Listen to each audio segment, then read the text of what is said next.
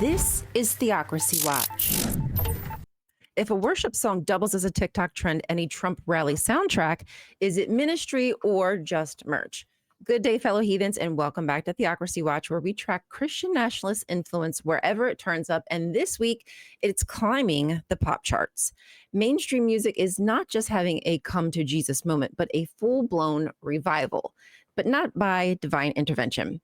Recently, TikTok star Alex Warren's ballad Ordinary has spent 20 weeks on Billboard's Hot 100 and even hit #1 on June 2nd. He's flanked by other worship leaders, Brandon Lake and indie crooner Forrest Frank, giving the Hot 100 3 overtly Christian tracks for the first time in more than a decade.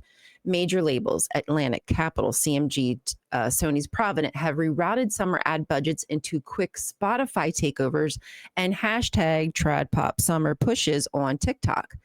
Faith wash franchises like Hobby Lobby and Chick-fil-A plaster their banners over the playlist, and the same songs are the ones blaring at the Trump rallies, Turning Point USA, faith conferences, and mega churches on their youth nights. Corporate marketing meets divine will. Music grabs the brain, emotional wiring faster than any Trump speech could. A familiar chord progression, a soaring gospel hook, and a lyric on an endless repeat slip past debate and settle as conviction. Each spin of Ordinary isn't just catchy, it quietly resets what feels normal. And the payoff is enormous. About 2 million in streaming for that one song, 15 million for merch for a single tour, and 370 million Christian music market that grows every time labels keep selling faith. Those same corporations bankroll the wider trad white lifestyle, flooding TikTok, Instagram, soft focus reels praising domestic obedience, submissive mom how-tos, sponsoring devotionals, and merch drops that are wrapped in Bible verses. Headlines sell it as a wholesome return to values, yet the cash and algorithms and the ad tech all come from the very boardrooms pushing the soundtrack. TikTok clips, country music's MAGA makeover, and a post-2024 appetite for faith branding are amplified by that money and influence. The public sees only the polished revival markers they want them to notice. The voices rallying against godless Hollywood still cash those royalty checks from the studios they condemn, singing hymns of Christ-like love while cheering on alligator Auschwitz and the steady erosion of civil rights. The more Christianity is mined for political gain, the farther it drifts from the carpenter who fed the hungry and freed the captive. Proof that their profit-driven piety rings hollow. So stay aware and be very mindful of what's on your feed. That's it for Theocracy Watch. Have you guys heard the song? I have to ask you this because that song, Ordinary, that's what drove me to want to just do a little research.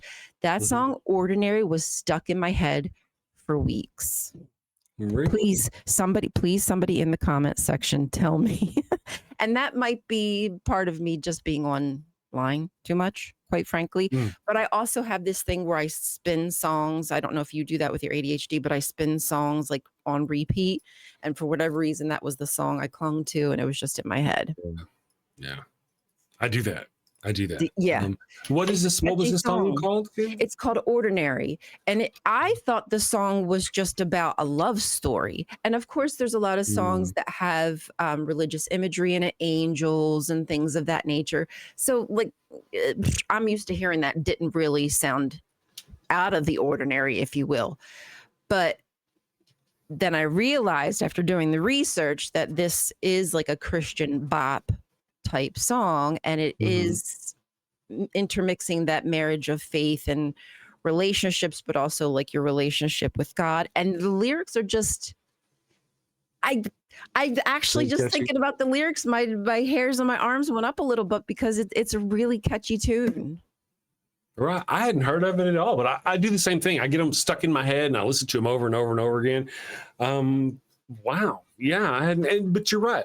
That's really, in a way, that's what they were worried about, the Christian right, the religious right.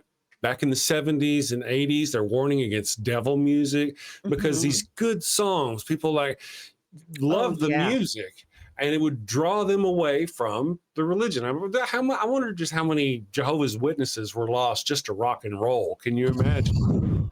Oh, they rallied And against a masturbation. lot of those. Yeah. Oh, but they pointed that out in many of their talks about like the kind of sex that they talked about, and even in their music videos. And we weren't really supposed to watch MTV and VH1 because Right. music videos were overtly sexual. And yeah, music is powerful.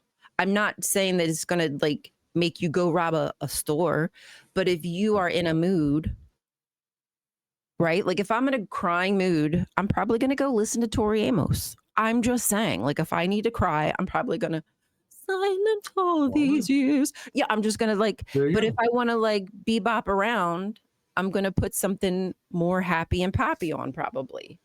I'm not gonna go like do what the pop song says, but it's gonna put me more in the mood where I was going. That's true. Well, they do that. They do that. Durante talked about that on the show, how they would use music specifically. People walk into the church and they use music specifically to drive and motivate them.